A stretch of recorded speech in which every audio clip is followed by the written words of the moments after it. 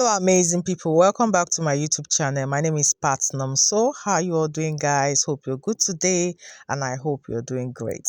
So today I'll be showing you how to make this very beautiful overlap t-shirt for a child. And so this for a child of 8 years old.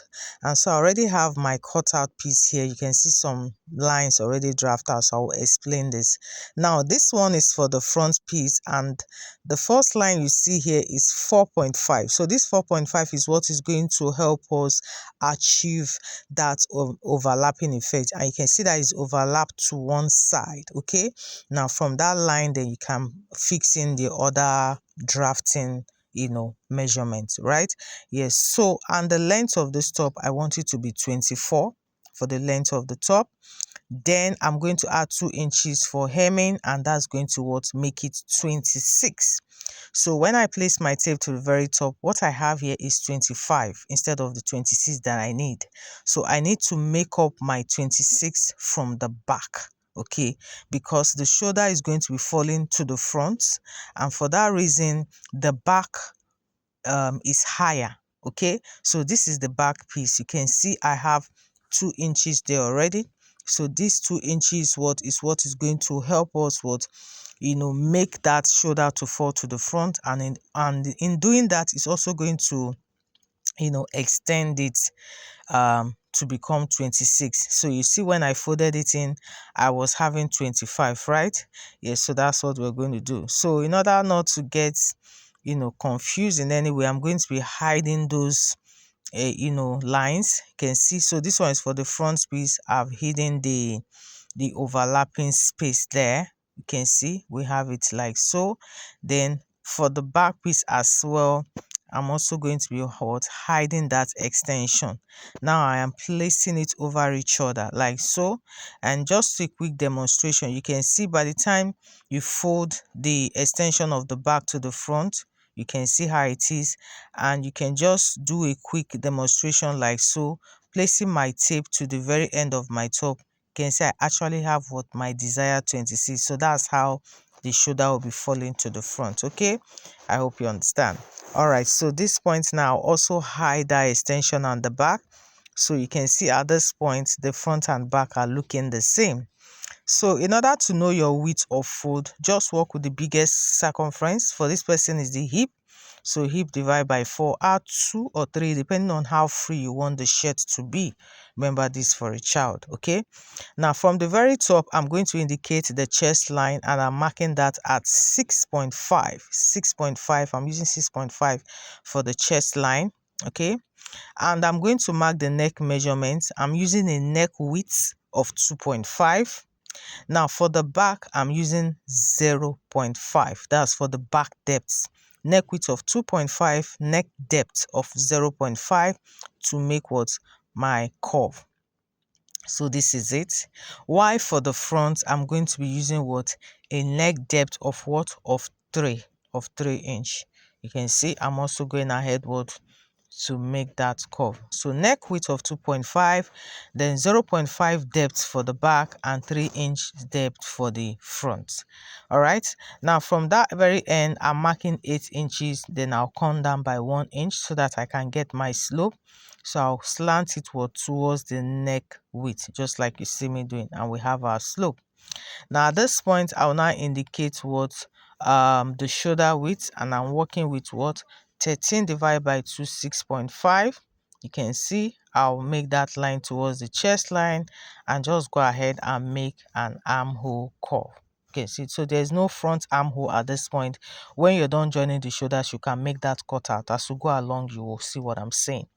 So this is it, guys. So at this point now, I'm going to be fixing the body circumference, and of course I'm using one measurement for all. So I'm working with the hip. So it's a hip of 26 for the child, then divide it by 4, that's 6.5.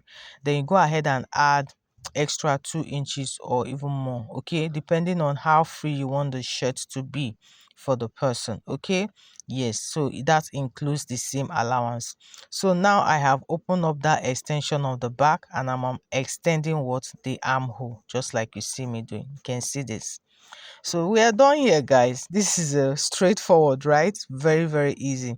So I'm going ahead to cut this out. If you find this confusing in any way, please kindly go through it again. I'm very sure you get it right because this is quite straightforward. So you can see this. So we're cutting this armhole to the extension of the back. You can see this now. So at this point now, we'll now move the front upward. So we're moving it upward now so that we can cut out what? The back neckline. I hope you can see this. So cutting out that back neckline, that's the depth of 0.5, and of course going ahead to cut out the shoulder as well. You can see.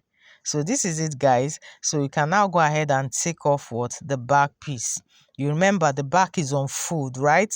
Yes. So this point now we can now cut out for the front depth, but I will now open up my overlapping space like so, then extend my neck depth towards that point. You can see. Then I'll go ahead and cut out the neck depth for the front. So you can see. And this is it. So very importantly, I'm notching the lines, okay, for the overlapping space. Very, very important, right? You can see. And this is what the back looks like, okay. Then I also go ahead and notch the hemming allowance space. So I'm using 2 inches to hem it on the lower part. So I have to also indicate that. You can see, and go ahead and notch. It's very important. Notching this just makes it, easier, so that when you're folding, you can see it will just be easy. So you just follow that notch line. You first of all fold about 0.5 before making this next fold on the notch line. You can see what we have, and that's it. Then of course I'll repeat the same process for the front. Just going ahead to notch the 2 inches on the lower parts, and this is what we have. Now we are going to separate the front now. You can see. So this point now you have to really pay close attention. So remember the notch line. Okay, so now we're going to be making our buttonhole fold. Okay, so depending on where you are overlapping, whether you're overlapping towards the right or towards the left, okay, but we're following what we have on the thumbnail, and you can see it was overlapped towards the left. That's looking at it, right? But in the actual sense, it is overlapped towards the right, but as we're looking at it, it's overlapped towards the left. I hope you understand. All right, so we're going to follow that process. Now the parts on the left hand side, I'm going to go ahead and take off 2 inch. Okay, you know the overlapping effect, we have about 4.5, right? So I'm taking off what? 2 inch, so to reduce the width of one side of the front. You can see what I'm doing now. I ruled a straight line there and I'm cutting it all out. So important you do this so that you have a perfect straight cut. So you can see. So at this point now, the right hand side for us now is wider than the left hand side. All right, so this is it. So now the next thing now is to start making that fold. Now the notch line, the overlapping space line, I'm going to go ahead and make a straight line so that to make it more visible. So I'm just trying to indicate that straight line where we have our overlapping space. Now the first fold, now we are going to fold towards the line. Pay attention to this. We are folding this. You can see I made my first fold. Make sure you fold to, so your fold is going to end on that line. You can see. So once you achieve this, go ahead and pin it down, just like you see me doing. Okay, you make your fold, it will end on that line. All right, so that's what we have. So this is it. Then at the end of the day, you make what? A straight stitch. While for the other side, the part that is smaller, we are going to be making the fold directly on the line. You can see that line is still there. The line has to be folded on the line. I hope you can see this. You have to make your fold on the line, so you have to take note of that. Okay, the one that is wider, we made our fold towards the line. You can see that. Why this one, the fold will be what? On the line. So that's just what you need to take note of. So once you achieve this, you also go ahead and pin it down. If you pin it down, it will be good if you also iron it down. I would have done that, but my power is not on now. So just pin it down like so, and makes it easy. So this is the way you're going to go ahead and sew, right? So once you're done pinning, just go ahead and make a straight stitch on the two piece of the front, and that's it. Oh.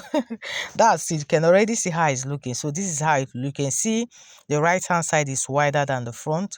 So once you're done making that sew, you go ahead and pipe the neckline. So you have to make that fold first before you pipe your neckline. Very important. Okay, so I'm using a bias to do that.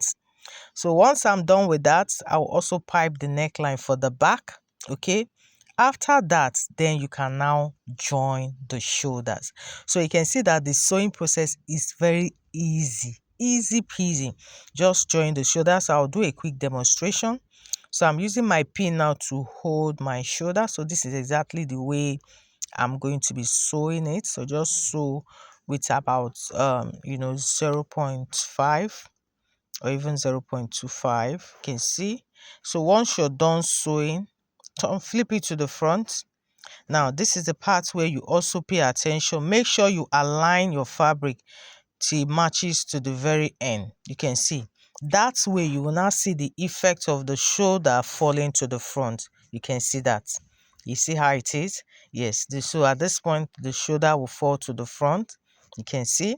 So this is the part where you can now trim your armhole in case the front armhole is not deepened. So this is the part where you make that trimming. Okay, and this is also the point you now notch. So where we are notching now is our new shoulder. I hope you can see. So the way we have our shoulder joining is no longer our actual shoulder, but because of the way we've arranged it, so that is now our new shoulder. So that is where we're going to be attaching our sleeve to. I hope you understand. So this is it, guys. You can see how this is looking. So I needed to show you this. So this is what I made for a younger one. So you need to see this is the almost finished look. You can see the way I piped the neckline. You can see.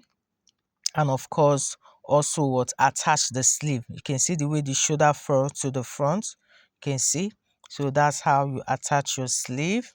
And of course, the side, you also have to put a slit by the side. So once you're done hemming the lower part, just move up about 5 to 6 inches to create your slit.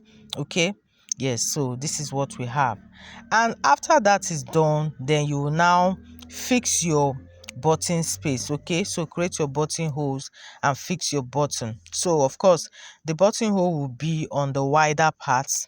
Okay, so depending on what you want, you can just mark. Can be 2 inches interval, it can be 2.5 inches interval, it can even be 3 inches interval. Okay, I think 2 inches 2.5 is moderate, right? Yeah, but still totally depends on what you want. Because it's for a child, you can do 2.5 or even 2, trust me. So once you do that, you just go ahead and arrange your button depending on the number of buttons you want. Okay, and yes, of course, you're not going to fix your button to the very end. You still have to leave stop at, let's say, about 4 to 5 inches there. All right, and that is it, guys. You can already see how it's looking.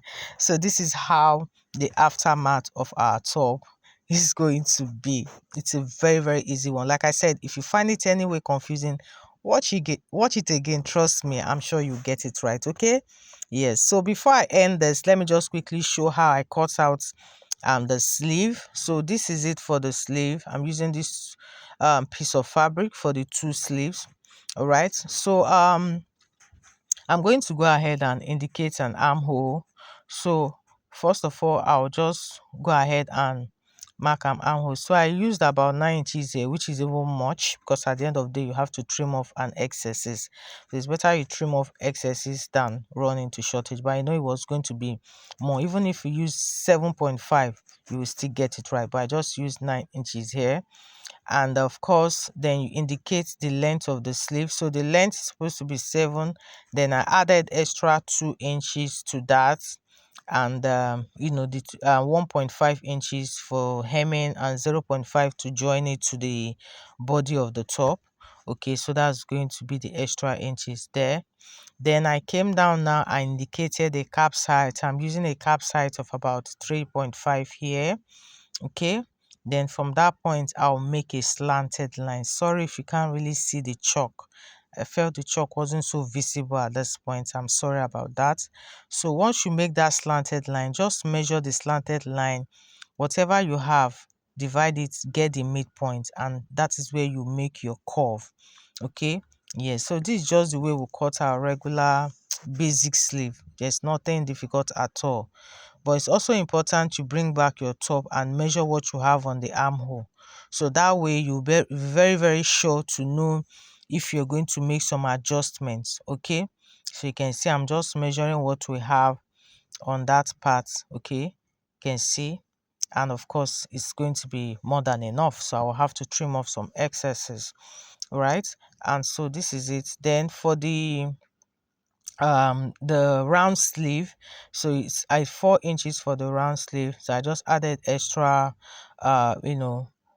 2 inches. Okay, so 1 inches for seam and about 1 inches for ease, because it doesn't have to be so tight because it's for a child. And that's it, guys, we're done. So going ahead to cut this out, you can see, cut out the sides and we're good to go. Going ahead to cut out the armhole as well. So this is what we have. So this is how we cut what the basic sleeve, just the same thing. Okay, there's nothing difficult, just the same way you cut for the adults, the same thing as well. And this is what it is. Then I'll go ahead and hem the lower part of the sleeve. Okay, so once you hem the lower part of the sleeve, give it a good press, then you can now go ahead and attach it to the main body, okay, of the top. So this is it, guys. So at this point you can now go ahead and attach it. Don't forget I said where you have the shoulder joining is no longer the actual shoulder join. It's no longer the actual shoulder. Okay, yes. So the where we notched newly, that's where you're going to attach your sleeve. And of course, finally you go ahead and fix your buttons. Okay, yes. So this is what we have. You can see there wasn't so much here in the sewing. So once you're done sewing the buttonhole space, pipe the neckline, hem the lower part of your top, fix your sleeve, and you are good to go. Finally, you just create your buttonholes, fix your buttons, and the top is ready. So that is it, guys, on how to make this very beautiful one. Thank you so much for joining, and I hope you do find this helpful. Please don't forget to share, like, and subscribe. And don't forget to join my DTF printing online class. You can go through the details. Thank you, guys.